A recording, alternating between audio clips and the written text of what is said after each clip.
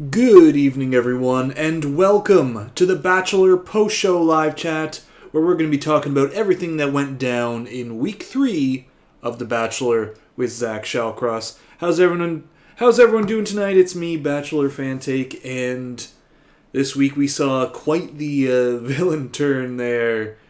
Quite the villain turn. Really, I don't know. I don't know if I've ever seen someone completely ruin their shot on this show in such a short amount of time. But before we get into talking about tonight, of course, got to go over the chat rules. First and foremost, please no posting any spoilers in the chat. Anything that's been sleuthed out is totally welcome. Anything from an official source, an official account, or of course from the previews. We'll be talking a bit about tonight. Number 2, I'll try to respond to as many questions as I can, but super chats will get priority. And last but not least, be kind to each other. So yes, and already super chat, I see Asiya. Thank you so much. Glad to see you back. Zach is growing on me. Zach was done with the drama. Can someone tell me what happened during the first hour?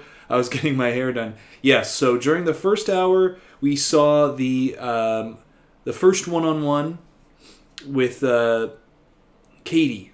Katie here, seen here, and Katie here. For a closer shot, if you don't quite know the names to faces yet, which I don't blame you, because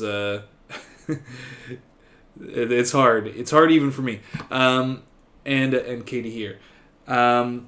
Katie with the one-on-one, the sleepover one-on-one night at the museum. It was a nighttime date, and then Zach asked her to stay overnight, and they got in their PJs and went camping in the museum. And she got the rose. Over time, we also saw a football date, the classic Bachelor football date. Can't quite remember if that was at the hour mark or not. I don't think so. I think we finished there with Allie's date, the skydiving date. Classic Bachelor football date, and really the story of the first hour was the transformation of the one and only Christina Mandrell, who became villain number 1, enemy number 1, whatever you want to call it, in the house. Just going from seemingly normal, I thought, the last episode. A little extra, a little entertaining, but did nothing wrong really. I felt with what we saw from the Brianna stuff. Saying I hate you, JK, but she really was very obviously making a joke, seemingly saying I never want to intentionally hurt you, to talking about her one-on-one constantly, and then the crazy twist of I felt like that group date rose should have gone to me, and all of that was wow. I guess she really wanted to get off the show quick. Or maybe somehow a producer told her, you know what? You want to know how things work here on The Bachelor? Go full villain, get everyone to hate you, and then we'll just give you a redemption arc in paradise. And you already know that Zach's not. He's not going to pick you. You already know that he doesn't want to be a dad. He's not ready for that. You're not. There's nothing happening there. So get your time in, make a splash. And we'll see you in paradise. So I guess that's what she did. And Maria Hernandez, thank you for the super chat. Good to see you. This season is such a breath of fresh air. Zach really said, no BS. You can't pay me enough money to go skydiving. Yeah, glad Zach is taking the role serious. Yeah, Zach is the man of no drama, apparently. He's cutting it. He ended things with Bailey, the Morning Bentley, whatever her name is, when he wasn't feeling it. He was clearly going to end things with Brianna before she self-eliminated. That was going nowhere. He was saying, the last episode, it wasn't really fun talking with her, and that wasn't happening. He probably would have cut that relationship, that rose ceremony, would have sent them both home, and then Christina too. Don't blame him. I would have done it too. With the whole conversation that happened where she was crying and everything, and everyone's saying, kind of the same thing. They're turning against Christina. I would have done the same thing in his shoes. So there you have it. Brianna, just sending Christina out along with her, with dropping that grenade and just walking away. The drama, the producers are adding it, but Zach's trying to swat it away left and right. But we'll see next week. There seems to be someone else not here for the right reasons or something like that. There's always something in the previews, and I can already tell, based off of watching the season preview, that the woman they're talking about is Anastasia. Let me see if I can. I wasn't ready for any Anastasia stuff tonight. Let me see if I can pull up the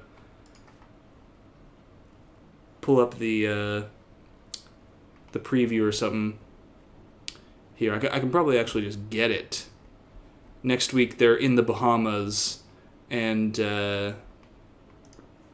traveling away from the Bachelor mansion for a week before, I'm guessing they're going to Europe after that, to London. And here we go. Let me see if I can grab it here. And there, in the preview, there seemed to be a moment where Zach's, like, Anastasia says something like, "You don't believe me," and here we go. Get it going here. We've got the season preview.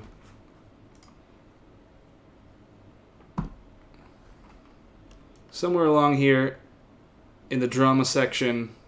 Should have fast forward through here.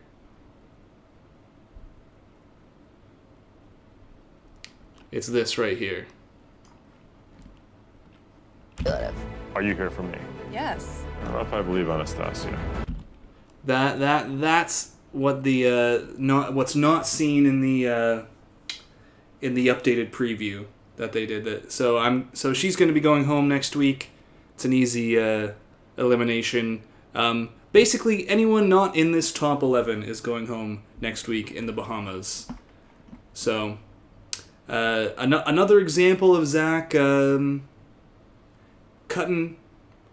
loose the women who seem to be causing drama. Literally, who is that? I know. It's it's how it goes on this show. One villain gets propped up, and then another must replace them.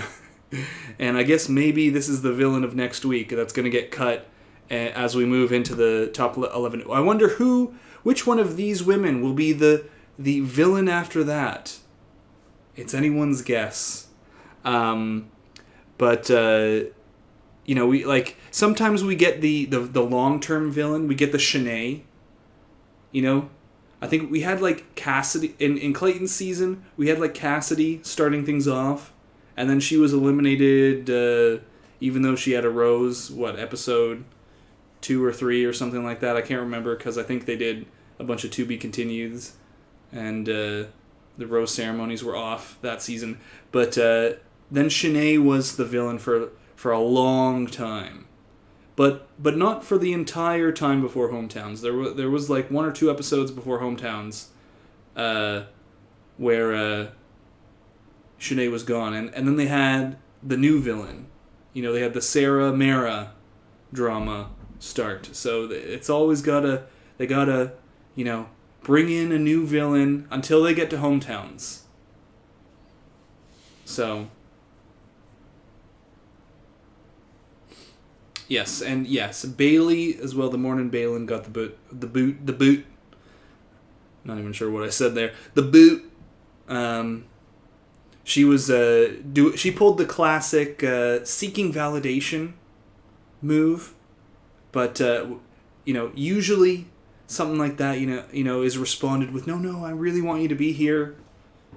I promise. No, Zach said nah. Bye. Not feeling it. Can't remember your name. But Yeah. It's not messing around. Not messing around at all. Did Brianna go home? Yes, Brianna went home. Brianna went home. She self-eliminated. She wasn't feeling it, and rightfully so. Because he wasn't feeling it, and she was, she was thinking like, Christina here, not making me feel great. Definitely don't have a strong connection with Zach. Probably not going to get a rose soon. So she dropped Christina's name and then left as someone who's been causing trouble. So who is still there? All right. So can I list who is still there? So there's 14 women left. Let me try to see if I can do these 11 plus 3 more. Pressure's on. All right. From left to right on the screen, it's Catherine, Brooklyn, Greer, Allie, Jess, Katie, Charity, Gabby, Mercedes, Ariel, and Kylie. In this top 11, that makes it to London, and then in the Bahamas we also have. Now I'm really going off of memory here. We have Davia, Genevieve. Ooh, and who's the last one? I have to go to my cheat sheet for the last one. I'm sure it's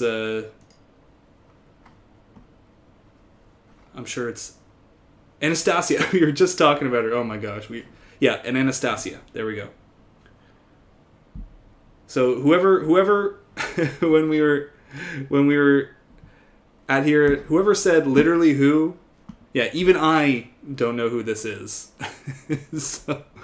so there you go. That's the list of the women remaining. And tonight, we saw again, the morning Bailey, Brianna and Christina go home. Only one woman went home at a rose ceremony, Christina, and 3 more going in the Bahamas, and then it's the 11, top 11. And what we got: London, and Budapest and Estonia. So 11 down to 4. So 3 more. So it looks like 3 eliminations at every one, with 4, I guess, before hometowns. It's pretty common, kind of extra elimination thrown in there before hometowns. So probably get down to the final 8 after the 11, and then I don't know. We'll see. We'll see what they do. Actually, it could be 2 and 2, and then 3 or something. I don't know. Who knows? Well, I'll try to figure out some of the math for the preview breakdown. But either way, the next episode's sleuthing and elimination, pretty straightforward. Really, really easy. We know what's up. And Licorice Pencil, thank you for the super chat. Really appreciate that. Is it just me, or did Zach seem a little wasted at the night portion of Allie's date? Red nose, general vibes while talking to her. Might have hit the winery too hard after that adrenaline rush. Yeah, maybe. I also wonder sometimes about like their tolerance levels on these dates, especially for the leads, because you're so exhausted. And the filming schedule for these things is pretty intense. Constantly going, constantly stressed. Maybe a little bit of wine if you're already lightweight or something.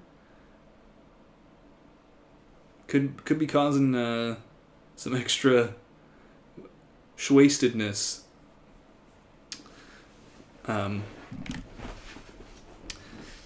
I wonder sometimes, but I don't know. Yeah, maybe it was just the rush of love, the adrenaline from the skydiving date. You wouldn't catch me on a skydiving date. Wouldn't catch me. Yeah. Plus, they don't actually eat on those dates. Yeah. Though I wonder they gotta eat something. Even if they don't eat on the dates, which I've heard in the past has been for various reasons, like eating doesn't sound good on the mics. Eating is probably also really discouraged because it's bad for editing. Like if you're trying to splice together sentences or get a certain edit out of a scene, if people are eating a bunch, it's not good for like one, just matching the sounds of their mouth and stuff like that to different sentences. Also, if they're eating something, you can't like pull a clip from the end of the date and try to put it at the beginning. Like I don't know, for whatever reason, trying to like meld two parts, one from the beginning of the date or the end or something like that together. I don't know, Zach makes a joke and it's not really that funny, but they want the person on the one-on-one to laugh, so they find something from the end of the date where the person laughs, put it at the beginning. Kind of obvious if like their food is suddenly gone halfway through. So there's always that, but I got to imagine they give them a sandwich or something if they're not eating. It's got to be some legality there. They have to give the Bachelor a sandwich, even if they don't give him anything on the dates. But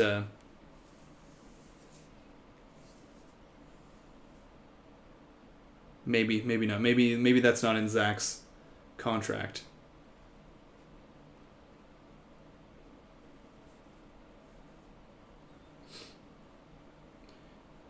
Yeah, they definitely feed them. I'm sure there's like a craft service table too. But yeah, no eating on the dates really, and it's a constant like travel fest from what I hear too. Like, you see generally on these dates, like you have Allie's date today, for example, the skydiving date. They meet up, they have their little thing, they do the skydiving. Right after that, what happens? They separate.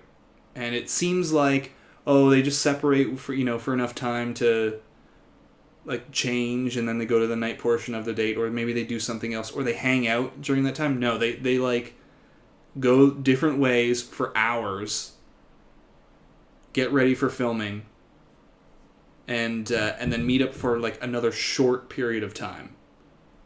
Except I guess with Katie, who got a whole overnight. So that's pretty rare. Like, and I think even though they probably didn't do anything like fantasy suite sex or something like that, like people maybe they're trying to imply could have happened here.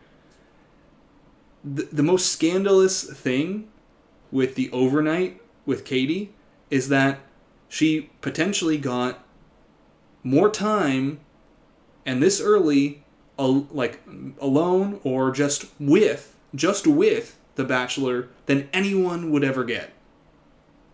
Because even on these other one-on-ones, you're only spending like a few hours with the lead.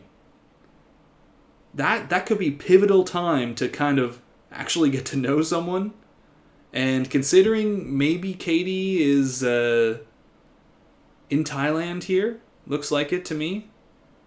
The final location, the final filming location of the season, so final 3 at least. Here it looks like she's, I think, talking to one of Zach's family members on a final 2 date, because she's talking about, my relationship with Zach in this moment in the previews. I wouldn't be saying that to Zach. Maybe this extra time is something that propelled her into the finale. We'll see. But that's the most the most pivotal, the most, I don't know what the word is, important part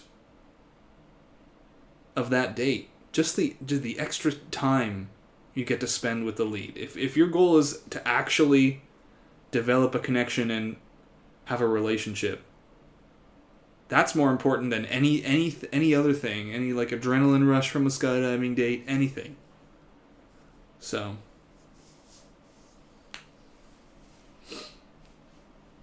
I think that's the big takeaway from this episode.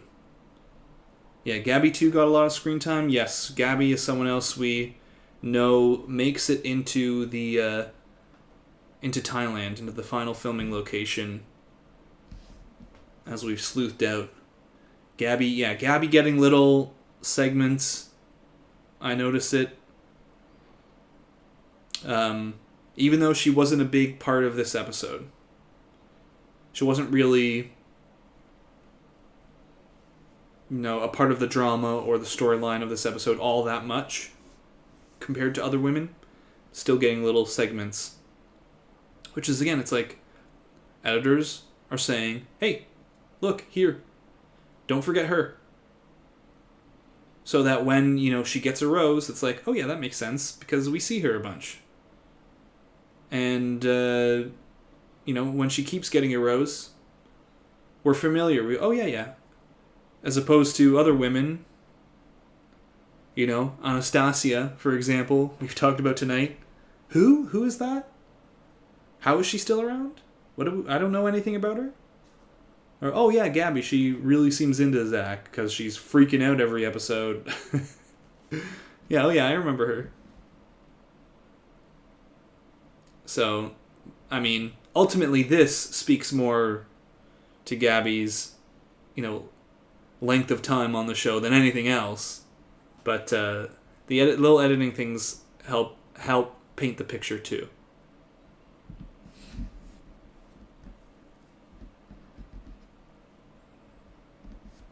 So, would love to see Ariel or Charity as the next Bachelorette. Yeah, Ariel got a little extra screen time this episode. We know she's got one-on-one ahead of her. Maybe she's even in Thailand. Maybe. But we'll see on that one. Charity, a lot of positive stuff going around about her, I think, and I agree with. Charity could be up for it. Charity seems like she's going to be making it far, and I've my suspicions on her hometown chances based off of a couple of shots, but once we get a little closer, I think, or if we get some more stuff from the previews, there's always a mid-season preview that's going to be coming out. That's going to give us more information, probably in a couple of weeks. But there's a couple of shots that I think they used for Charity as potential fake outs that are actually from a hometown. So, but we'll get there.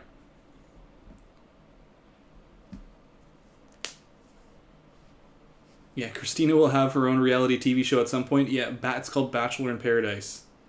I know some people have talked about her being like Bachelorette or something like that. But I just, she's gone way too early. She's left as a villain. That's not happening. First couple of episodes I felt very entertaining. But she's destined for paradise. What's going on with Greer? She disappeared. Yeah, she's disappeared. And she will continue to. There is a... She could get a one-on-one coming up. I don't know if we've seen any blatant one-on-one shots with Greer in the previews, but we have seen this. Some kind of breakup. Ahead. The classic meet during the day because something's wrong.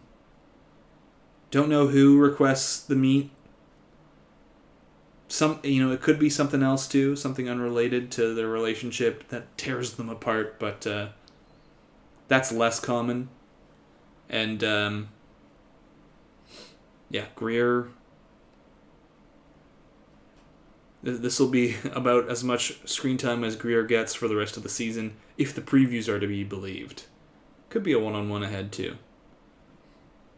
But don't really know if there's obvious evidence of that in the previews. So, but we'll see. Yeah, Zach is not afraid of a breakup. That's true. And looks like there's at least another one ahead, if not more. Definitely more. Another first impression rose going to waste. Yeah, on The Bachelor. On The Bachelor, it almost always ends in disaster. Or it always does. It always ends in heartbreak at some point.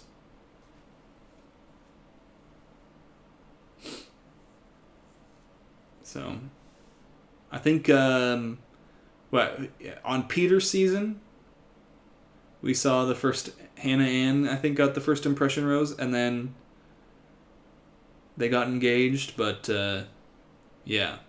And I don't think that counts as a positive that season. So we'll see. We'll see. It's the curse of death. Also, potentially a new curse on the show: the meet the family before the final two. That's another one. We saw Christina met the family, eliminated. Hannah Brown did too, eliminated quickly after. Madison met the family. Not a happy ending there. Not a happy ending there. She went far, but ultimately doomed. There are more examples too. And what do we think about Allie? Seems very nice. But basically, Allie, we've seen in the previews, because that's always my point of reference, on the date we saw today, and then she's hanging around in the Bahamas, and there in London, but other than that, not very present in the previews. So I'm guessing she goes home. Well, she'll definitely be going home somewhere in Europe. So, but there are women further down the line in terms of likely eliminations over Allie. So she might make it right before hometowns. So.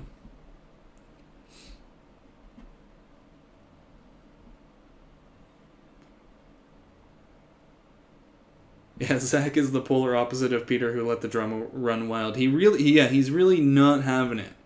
And I think, some people are talking very positively about this season so far.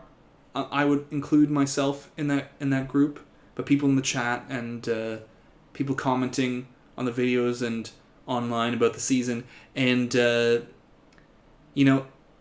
think that's because you have the frustrating stuff, like seeing someone who's becoming a villain just stick around or whatever, is not happening, and production will always find a way to inject drama into a season. They will always do it. That's their job, to make sure that there's interesting TV and to set up as much opportunity for shenanigans as possible. So that's what I'm hoping for this season, that we will see and continue to see. There's some romance.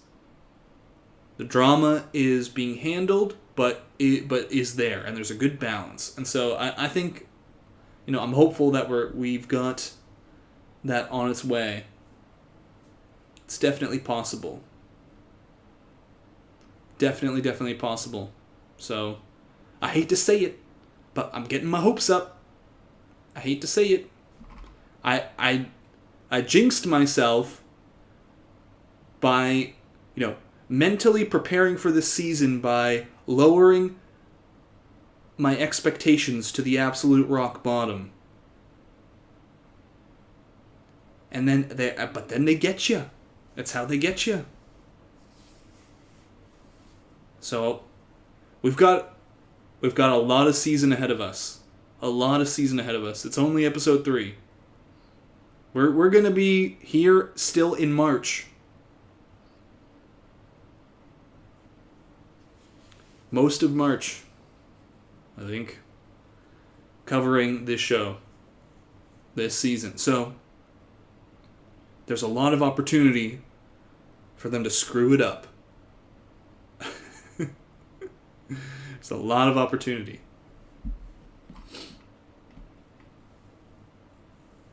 So we'll see. Let me check if the preview for next week is up. They haven't really been posting the these previews. Not for the mid-season previews. For the extended season ones, they usually get them out right away. But not for these episode to episode ones. I took a little bit of I took a video of my phone on my phone to get. I took a video of the preview on my phone to get the stills, at least, for the preview for next week, which is in the Bahamas. Let's see if we got. See what's happening. It looks like I think Catherine has the one-on-one for next week.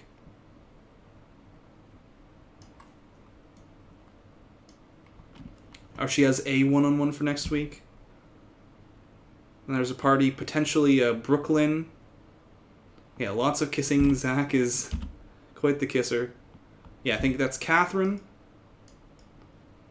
With a one-on-one and a rose is my guess. And if so, Brooklyn, by the way, if it's her, we have to consider that this might be from a group date. Definitely, I don't know, maybe not, because this Ariel charity stuff, Zach's wearing the same shirt. Looks to be that's the group date, the night portion of the group date. This is different. Here we go. Well, we'll have to double check the shirts here. Is this the same shirt? It's kind of hard to tell in the cruddy quality here. But if it is indeed Brooklyn getting the other one-on-one, that would mean she gets 2 one-on-ones. However, and 2 one-on-ones before hometowns. However, we have sleuthed out that this one-on-one in Hungary, likely the last location before hometowns. We have this sad, Zach breakup at the end of a date, and we have sleuthed out that this is almost assuredly in Hungary. So Brooklyn might be getting that second one-on-one, but maybe the last one-on-one for her, last date for her of the season. So, but yeah, Catherine, maybe Brooklyn.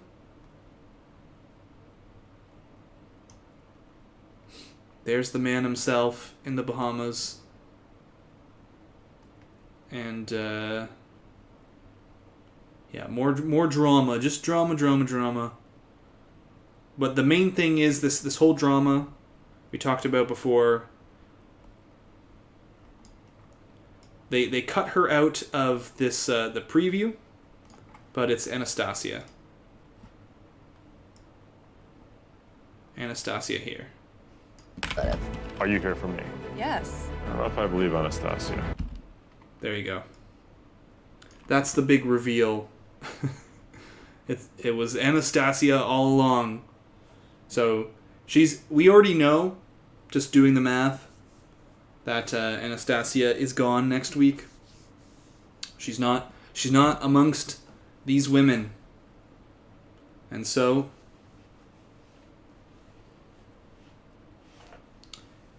she goes. Oh yeah, she was the one who faked the injury for extra time during the football date this week. There you go. Can never trust the ones who do that.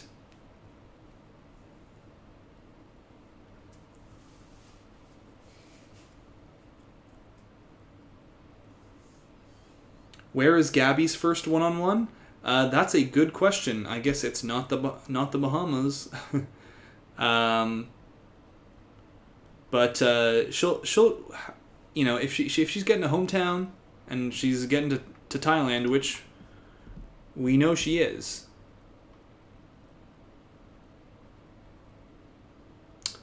It's gonna happen at some point. It's very rare to have someone make it to hometowns without a one-on-one beforehand. I think there was someone who was going to be in the top 4 for a season during Gabby and Rachel's season. Gosh, what was his name? I can't remember. I need to look it up. He was in Gabby's top 4 by default. I feel like I want to say it's like Spencer or something.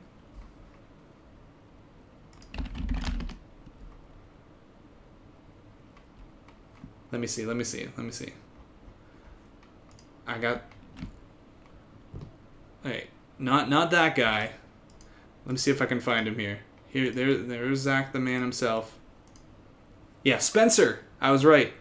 Whew. This guy.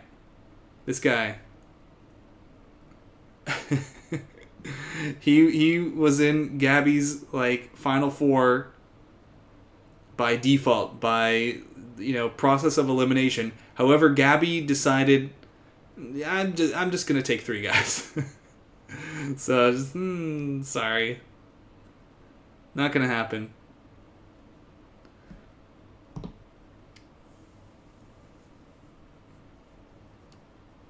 But so it's extremely rare for someone to not have a one-on-one before getting a hometown date, before being able to make it to hometowns. So Gabby's gonna get one at some point. I guess Estonia is an opportunity for that. London is an opportunity for that. Don't think it's the Bahamas, so London or Estonia. We've seen Charity gets a one-on-one in Estonia. So that's one of the Estonia slots taken up, but there's room for another. Have to double check if... I can't remember off the top of my head if there's obvious footage of someone else in Estonia on a one-on-one other than Charity. But I guess London is an opportunity too.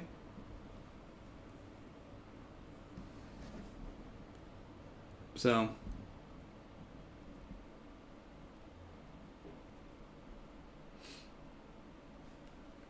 Gabby will get hers.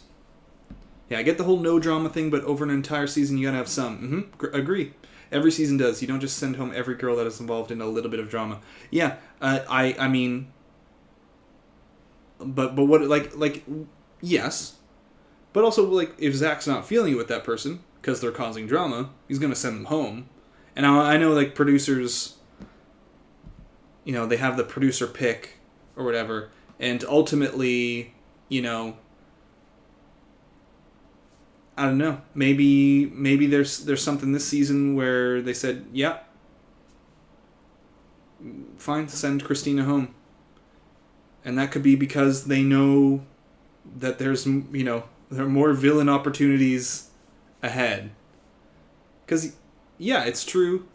I think, producers have the, producer pick. I mean, I don't know if they really can force Zach to keep someone. But they can encourage someone. They can get to be picked. And you want to play ball with producers. You want to, have a good season where they're buddy-buddy with you. You don't want them making things hard. Ultimately, they control your edit. But, yeah, maybe they... maybe this season they're just trying something different by letting the lead cut the drama. And sometimes it truly is a not always on production. Sometimes the lead really doesn't know what the heck is happening. And I always think about something that, the infamous Peter Weber once said, I think on his podcast, which is no longer around. But he said something along the lines of, and I think this was in regards to Clayton's season, because Clayton's season was a mess, and Clayton kept villains around and all that, especially with the Shanae stuff. Sometimes the villains are the people who give you the most validation, seem super into you. And when you're the lead, you're often wondering, are people really here for the right reasons? Are they just here to gain a following? Are they actually into me? So you can get your blinders on. So sometimes, it's just a matter of they're keeping villains around because they want to. And they don't know the extent of their villainy. And, production's not going to tell them all the time. So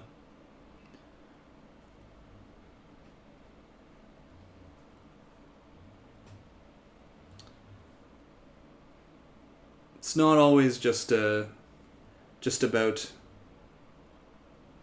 cutting the drama or keeping people or not.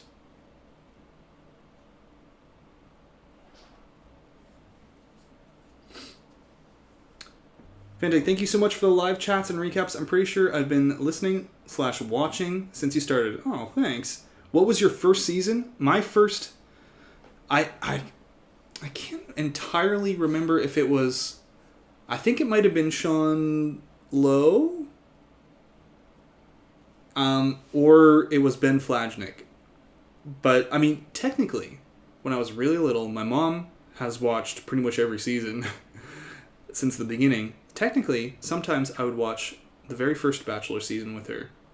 She was always coming home from work, kind of later in the evening, a couple hours before the show would air, and so sometimes we would watch the show together as like time together. But once I started to really get into the show, because one day, me and some people decided, we wanted to have like a Sunday day off, trash TV day. We said, let's watch The Bachelor.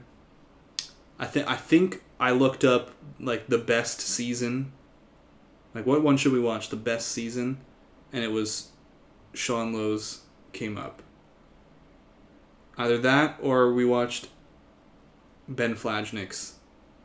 It was one of those two, in the order. It might have been Ben Flajnik's season, and then I was really into it, and so I looked up what the best one was, and then watched Sean Lowe's, or vice versa. But either way, watching Ben Flajnik's season is what really got me into breaking down previews and stuff like that because of who ended up winning that season.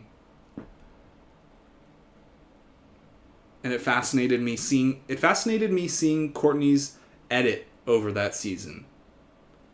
And how things kind of shifted the further along she got. Like, she would villain, and then, like, things kind of shifted as we got close to hometowns. Because it was like, oh, wait, she's going far. So, there you go.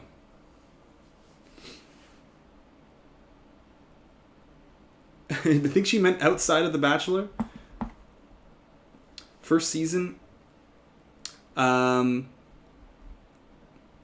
Favorite season? Spring?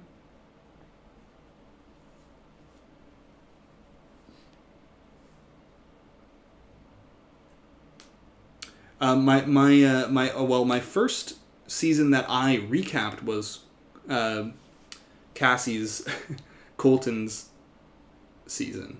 It was the first one I recapped.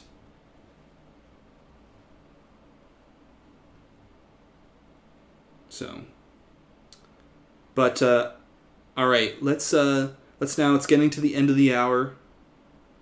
If you've got any last questions about the show or about seasons. Oh, and there's a couple of other things I need to mention. Next week, there won't be a post-show live stream. Sorry to say.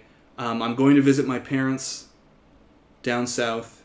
They go away, get away from the Canadian cold in the winter. And, after last year, it's one of those things where I said, you know what, I need to, do more things. So I'm going with them. Well, I'm going to visit them. And I'm still going to recap the show. I'm still going to do... I'm still going to do the regular videos, because I can work there. We've got Wi-Fi and stuff. Work on that. But I won't have any kind of streaming setup with me. I'll just be working on a laptop. So YouTube videos are going to remain the same, but no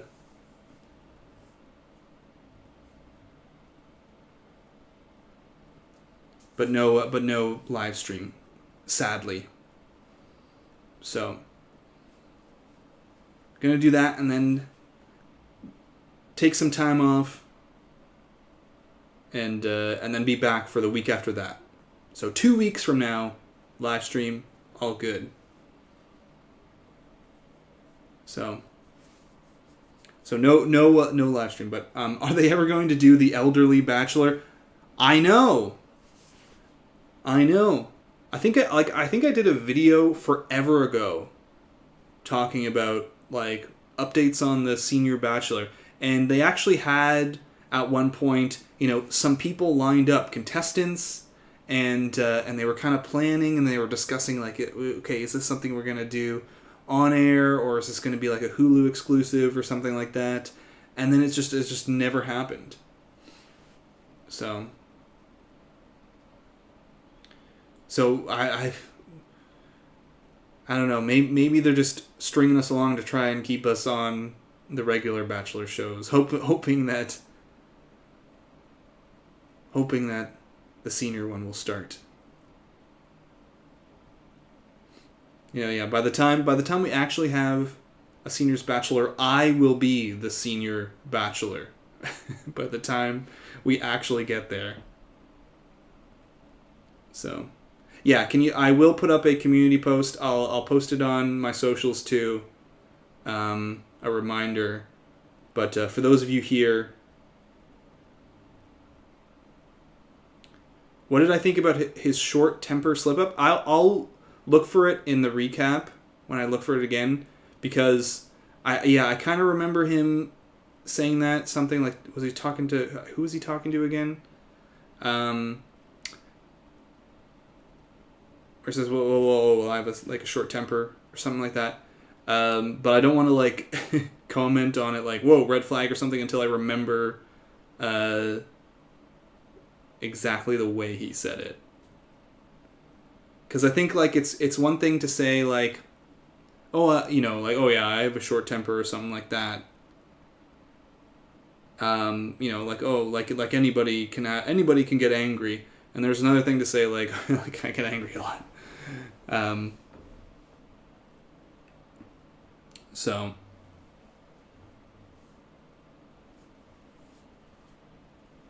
Who do you think is currently getting the next Bachelorette edit?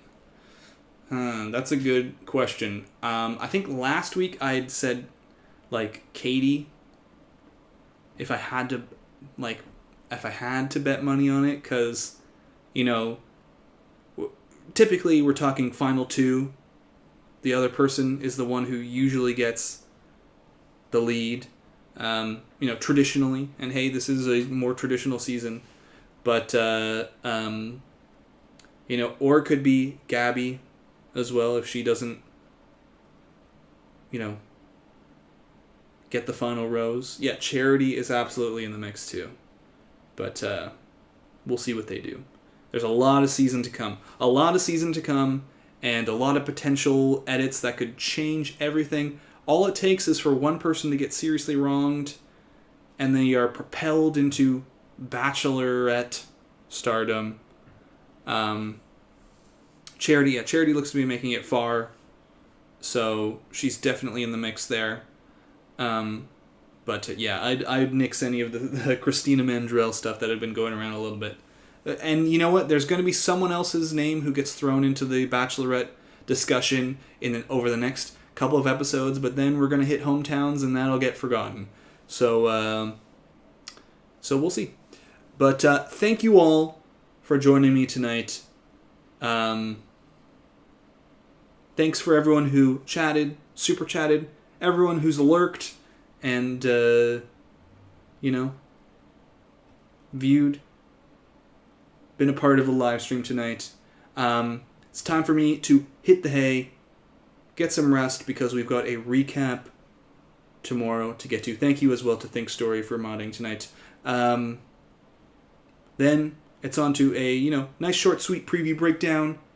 I think we know the main gist of what's happening next week pretty solidly, but you never know what little tidbit is going to come out that might piece together something down the line, and then it's on to another week of The Bachelor in the Bahamas.